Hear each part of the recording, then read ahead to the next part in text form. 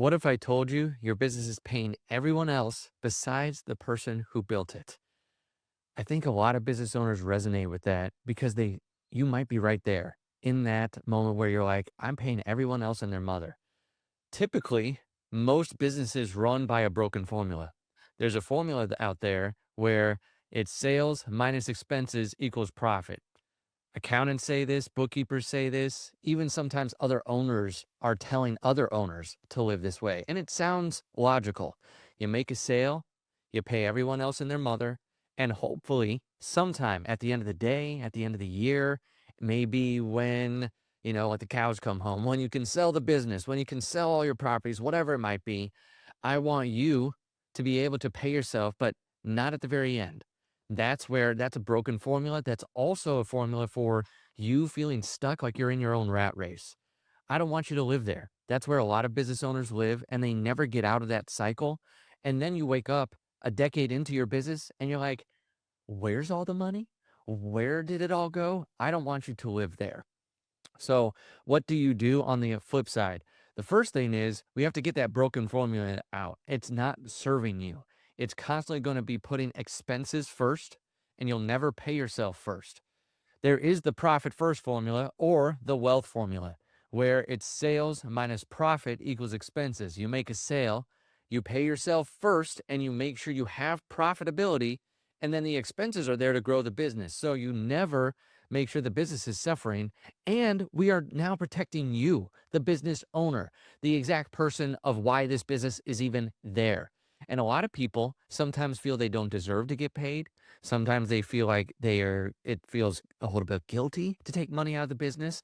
Is this going to hurt the business? What's going to happen? Maybe you take a lot of money out and you don't feel guilt. And then you're wondering, where did all the cash go? So there's definitely extremes to this. But I want to give you that formula again. It's sales minus profit equals expenses. You have to have all three components of that formula. You have to have sales. You have to make sure that you're actually making money. That's number one. Number two is profit. We have to make sure there's actually profit in the business because a lot of people put their profit last, not first. And then you still have to have expenses. The expenses are going to always be there to be able to pay others, to be able to grow the business, to pay the marketing expenses. But the difference is that we need to make sure that the profit portion of that formula comes first. So I want to just teach you, how do you actually pay yourself first? You might have heard that, whether it was Rich Dad Poor Dad telling you. I think Robert Kiyosaki says it about 1,000 times in his books that you should pay yourself first. Even has examples of him paying himself first before paying some bills and getting some collectors to come after him. Now that's a little extreme. I'd rather you have the cash to do everything, but that's the concept. Maybe you've also read The Richest Man in Babylon. A portion of all you have is yours to keep. Or another book that a lot of entrepreneurs have read, The 7 Habits of Highly Effective People. One of the core habits is putting first things first. You run a for-profit business if you're listening to this. Even if you don't, you have to make sure that there is margin. What is margin? Margin is safety. That means that you have a buffer of profit, but then also of cash because you need to pay yourself. So that's what I want to teach you about is how do you actually pay yourself? How is it not just words on a page like from Rich Dad Poor Dad or the 7 Habits? How do you actually pay yourself first? And now not become that typical business owner that puts their profit last. One of the biggest things that I could tell you that is probably the simplest thing of all time that you can literally do right now. You can even pause this video wherever you're watching this video and you can go and do this. So what do? I would separate out a separate business checking account and call it owner's comp or owner's compensation. That is literally the pay yourself first bank account, meaning from every sale you do, from every single piece of real estate you sell, or from whatever your business is, when you get income that comes in the door, a portion of it, whatever percentage works for you at that time, goes into the owner's comp account. So you make a sale. Let's just say you got $10,000 in the door this week from whatever it might have been. I would want you to put a healthy amount into the owner's comp. Can you do 2,000? Can you do 1,000? Can you do 500? Can you do 5,000 in that account?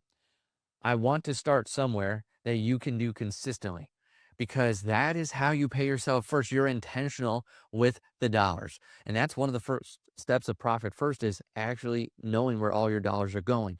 But how do you pay yourself specifically? You specifically have an account that helps you pay yourself. But I also want to mention that a lot of people, usually, especially business owners, have one big bank account, that black hole bank account. All the money's coming in, all the money's going out, and you're never getting paid because you know why? Because you feel guilty about taking that money out, like I alluded to earlier. I want you to not feel guilty about taking money out because you have an account dedicated to paying yourself. So if you do that and have that account and you can pay yourself consistently, I can also tell you too, once you start to pay yourself and it is consistent, that no matter what your business is, you will have some stability when, as an entrepreneur, we go on that roller coaster. There's lots of ups and downs. There's lots of times where we're feeling like, is this even worth it?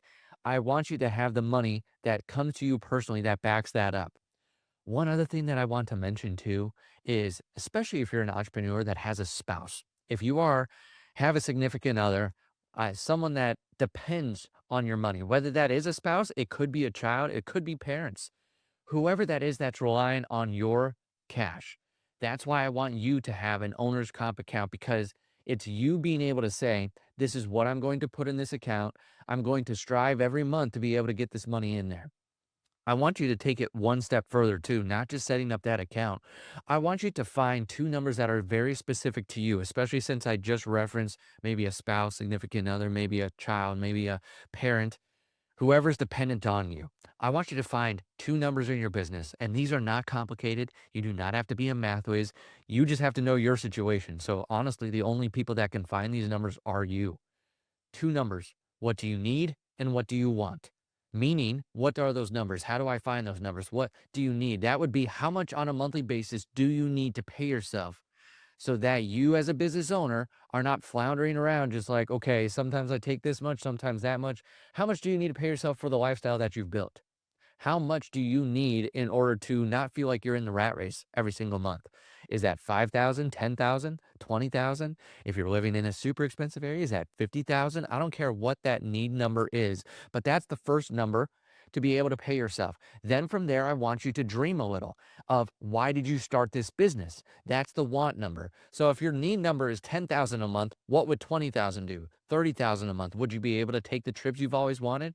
Would you be able to go out there and give like you've always wanted to give, or be able to say, hey, we've got this extra cash, we can go buy that car? Or like we've had some clients do, they go out and they went to a Taylor Swift concert just like the morning she was there at that arena. So I want you to be able to do very cool things with your money.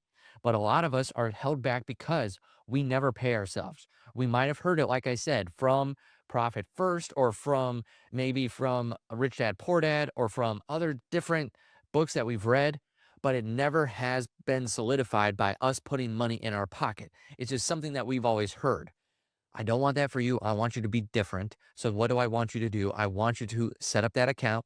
Number one, the owner's comp account. Start putting money in there from every sale you do and from every single piece of income that you get. But then another thing I'd like you to do is find your need and want number. So that way you can point that money to say, am I getting what I need?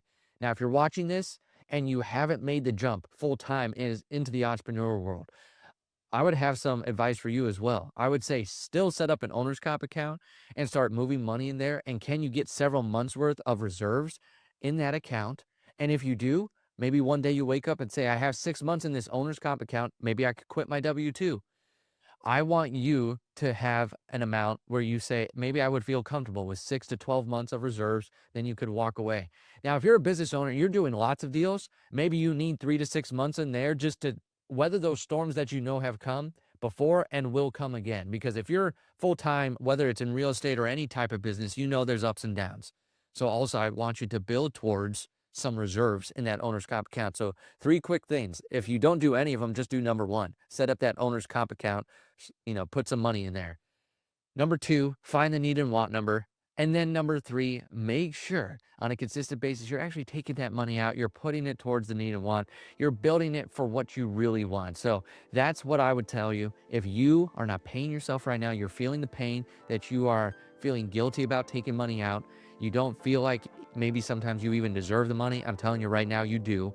This is tactical advice for you to be able to stop paying everyone and their mother first, and how to actually pay yourself first from all these books that you've read. Thanks for spending time with me today. If this episode gave you clarity or a new perspective, be sure to like, subscribe, and comment below. If you're ready to apply what we talked about today with real guidance and accountability, visit profitrei.com to schedule a free discovery call with us to create your path to financial clarity and freedom.